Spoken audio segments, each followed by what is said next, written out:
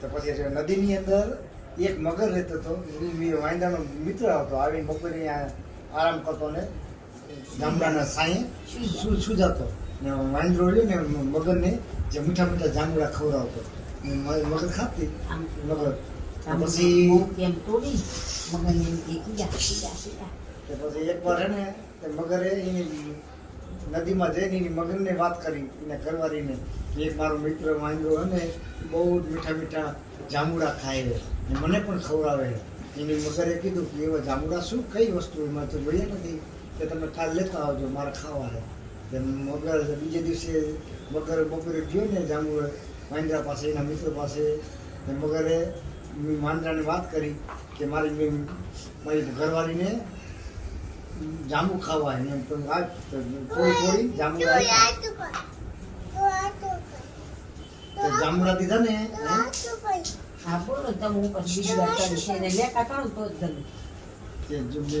જાંબુડા દીધા ને પછી એ લઈને તરત જીવો એની મગરને દેવા જાંબુડા. એને મગરે ખાધા ને જાંબુડા એવા મીઠા લાગ્યા ને એનું મન બદલી ગયું છે મગરનું. મગરને કીધું કે જે એના ઘરવાળાને કે જે આવો મીઠા જાંબુડા ખાતો હોય એનું હૃદય કેવું મીઠું હોય છે મારા વાંદાનું હૃદય જ ખાવું હોય.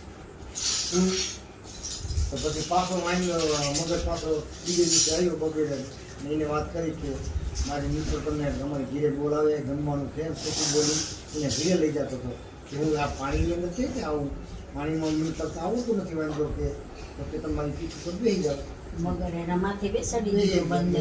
પછી પાણીની અંદર તરતા હતા વચમાં છે ને મગર આમ આવી ગયું ને મોતી એના ઉપર આવી દીધી.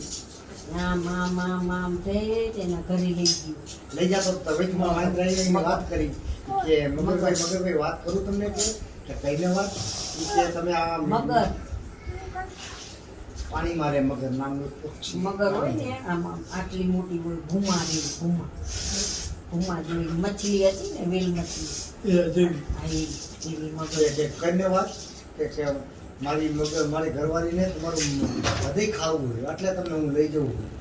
ક્યારે વાંદરો પાકો ક્યારે હું તો પહેલા મને ન કહેવાય કે મારું મગર હું તો ઝાડો નીચે સંતાડીને આવ્યો હું હૃદય તો કે હાલો પાછા જઈએ આપણે લઈ આવી